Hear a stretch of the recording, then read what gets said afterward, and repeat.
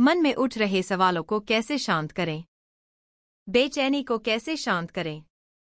इस कहानी में मैं आपको 4 ऐसी आदतों के बारे में बताने वाला हूं जिसे आप अपने जीवन में अपनाकर एक अच्छी जिंदगी जी सकते हैं और अच्छे कामों में अपना जीवन व्यतीत कर सकते हैं। अपनी पीड़ा के लिए संसार को दोष मत दो, अपने मन को समझाओ, तुम्हारे मन का परिवर्तन ही तुम्हारे दुखों का अंत है। अगर आप इस कहानी को शुरू से लेकर अंत तक पढ़ते हैं तो यहाँ पर बताई गई यह 4 आदतें आपकी पूरी जिंदगी को बदल सकते हैं, जो कि है: दूसरों के मन को पढ़ना छोड़ दो। ये सोचना कि असफल हो गए हो तो लोग हंसेंगे। समय को काटना छोड़ दो। यह सोचना छोड़ दो कि मुझसे बड़े बड़े लोग नहीं कर पाए तो मैं कैसे कर पाऊंगा।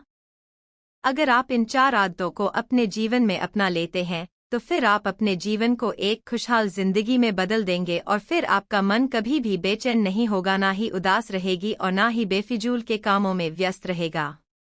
एक बार किसी राज्य का राजकुमार महात्मा बुद्ध के पास आता है और वह महात्मा बुद्ध से कहता है, आप हमेशा कहते रहते हैं कि ध्यान करो, ध्यान करो, लेकिन मेरे लिए ध्यान करना तो दूर की बात है। मैं कुछ समय के लिए अपनी आंखें बंद करके शांति से भी नहीं बैठ पाता हूँ। मेरा मन इतना बेचैन है कि यह हर समय कुछ ना कुछ सोचता रहता है। मैं जब भी ध्यान करने बैठता हूँ तो मेरे अंदर विचारों का तूफान आने लगता है।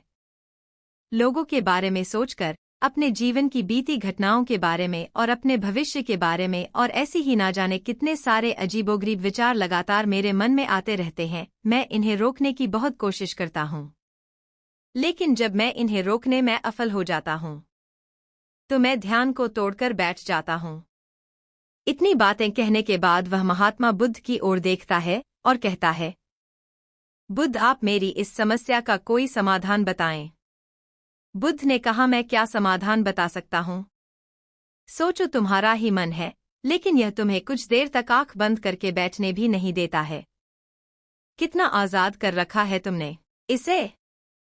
राजकुमार ने कहा, बुद्ध, मैंने बहुत सोचा लेकिन मुझे अपनी इस समस्या का कोई समाधान समझ नहीं मिला, इसलिए मैं आपकी शरण में आया हूँ। अब आप ही कोई रास्ता दिखाएं।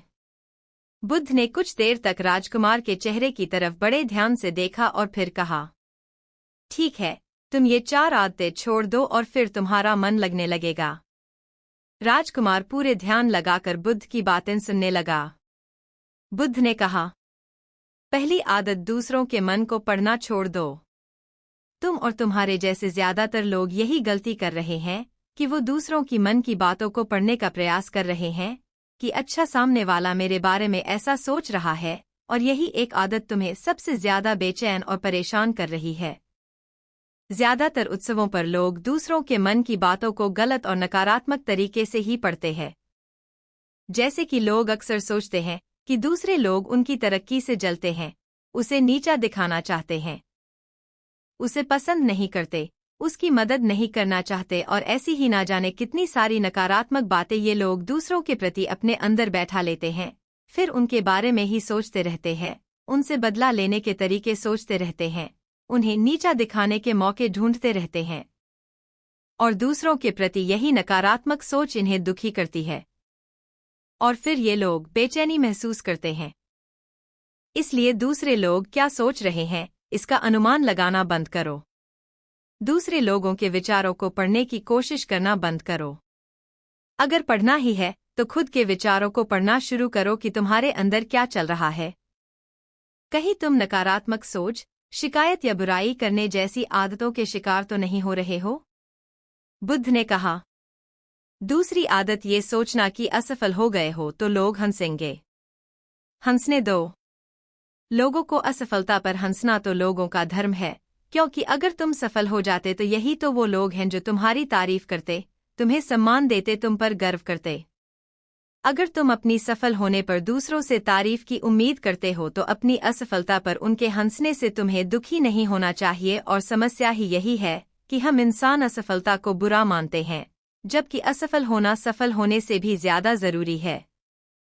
क्योंकि बिना असफल हुए सफल इंसान के अंदर घमंड और दूसरों को खुद से छोटा समझने की भावना पैदा करती है, जबकि असफलता हमें विनम्र रहना, धैर्य रखना और लगातार प्रयास करना सिखाती है।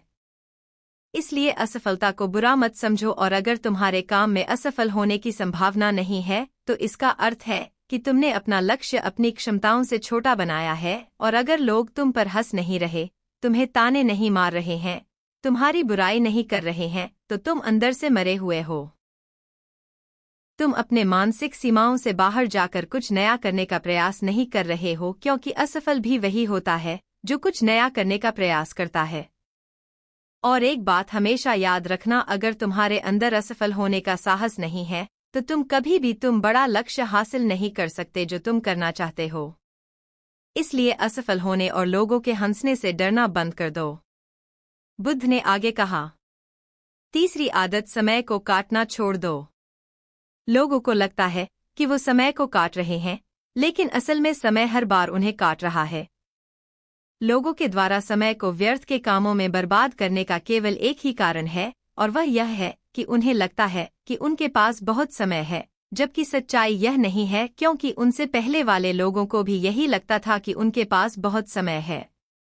लेकिन उन्हें पता नहीं चल पाया कि कब समय बीत गया और उनका बुलावा आ गया, और जब तक उन्हें अपनी गलती का एहसास हुआ तब तक समय उनके हाथ से निकल चुका था। बस पश्चाताप रह गया था कि सारा जीवन व्यर्थ के कामों में बर्बाद कर दिया, और फिर वो चले गए इस दुनिया से बिना खुद को जाने, बिना इस जीवन की सच्चाई को समझें।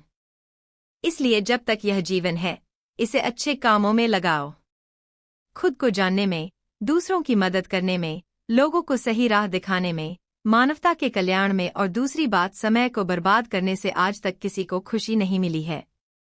हालांकि समय काटने से तुम्हें क्षणिक खुशी तो महसूस हो सकती है, लेकिन जब तुम्हें होश आता है और तुम देखते हो कि कितना सारा समय बर्बाद किया जा चुका है, तब तुम्हें खुद पर क्रोध आता है और तुम पश्चाताप के भाव से भर जाते हो, और फिर यही पश्चाताप का भाव तुम्हारे अंदर तनाव पैदा करता है और तुम बेचैन हो जाते हो और लगातार अपनी उस गलती के बारे में सोचते रहते हो। फिर तुम्हारा किसी भी काम में मन नहीं लगता और तुम उदास रहने लगते हो, और यह चक्र लगातार चलता रहता है, जिसकी शुरुआत हुई थी समय को काटने से। इसलिए समय को काटना बंद करो और वो करना शुरू करो जो जरूरी है। बुद्ध ने कहा, चौथी आदत, यह सोचना छोड़ दो कि मुझसे बड़े बड़े लोग नहीं कर पाए तो मैं कैसे कर पाऊंगा। असल में दूसरों से खुद की किसी भी चीज में तुलना करना ही व्यर्थ है। सबकी परिस्थितियां अलग हैं, सबकी सोच अलग है। और क्या हुआ अगर दूसरे नहीं कर पाए, तो हो सकता है कि तुम ही कर जाओ, क्योंकि अक्सर वही लोग इतिहास रचते हैं जिनसे ज्यादा उम्मीद नहीं होती। और फिर हो सकता है कि जिसे तुम बड़ा समझ रहे थे, जिसके लिए तुम सोच रहे थे कि उसने बहुत मेहनत की है, बहुत प्रयास किया है, उसने कभी उतना प्रयास किया ही ना हो, केवल मेहनत करने का दिखावा किया हो। क्योंकि ज्यादातर लोग कभी उतनी मेहनत करते ही नहीं है जितनी उन्हें अपने लक्ष्य प्राप्ति के लिए करनी चाहिए, और दूसरे लोगों के सामने यह दिखाने का प्रयास करते रहते हैं कि मैंने तो बहुत मेहनत की थी लेकिन मेरी किस्मत ही खराब थी। और यही वो लोग हैं जो दूसरों को बातों ही बातों में कहते रहते हैं कि जब इतनी मेहनत करने के बाद मैं सफल नहीं हो पाया, तो तुम कैसे हो पाओगे। लेकिन अंदर ही अंदर ये इस बात को जानते हैं कि उन्होंने कभी उतनी कोशिश नहीं की थी जितनी उन्हें करनी चाहिए थी। ये बस दूसरों की नज़रों में अपनी इज्जत बचाने के लिए और इस डर से कि कहीं दूसरा व्यक्ति इनसे आगे ना निकल जाए, यह अपने अधूरे प्रयास से घबराते रहते हैं और दूसरों को डराते रहते हैं कि जब मैं नहीं कर पाया तो तुम कैसे कर पाओगे। इसलिए किसी दूसरे असफल व्यक्ति को देखकर ये सोचना छोड़ दो कि तुम यह सफल हो जाओगे। तुम बस अपना सर्वश्रेष्ठ प्रयास करो और बाकी सब समय पर छोड़ दो। बुद्ध ने आगे कहा, अगर तुमने ये 4 आदतें छोड़ दी तो तुम्हारा मन एकदम शांत हो जाएगा और फिर तुम जहाँ चाहो वह अपना मन लगा सकते हैं। इतना कहकर बुद्ध मौन हो गई और राजकुमार को भी अब समझ आ चुका था कि उसे क्या करना है। उसने मन ही मन उन 4 आदतों को छोड़ने का निश्चय किया और बुद्धि का धन्यवाद कर वहां से चला गया। खुद को बेहतर बनाने पर ध्यान दें, न कि साबित करने पर। कहानी से क्या सीख मिली?